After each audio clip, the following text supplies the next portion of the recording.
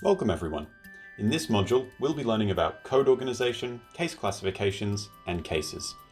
Organizing your codes is an important part of qualitative research, as it shows critical engagement with your coding structure and your research data.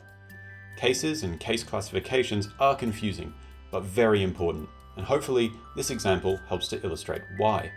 Case classifications are an umbrella, under which you have individual cases, which you can describe in ways that best make sense for your research project.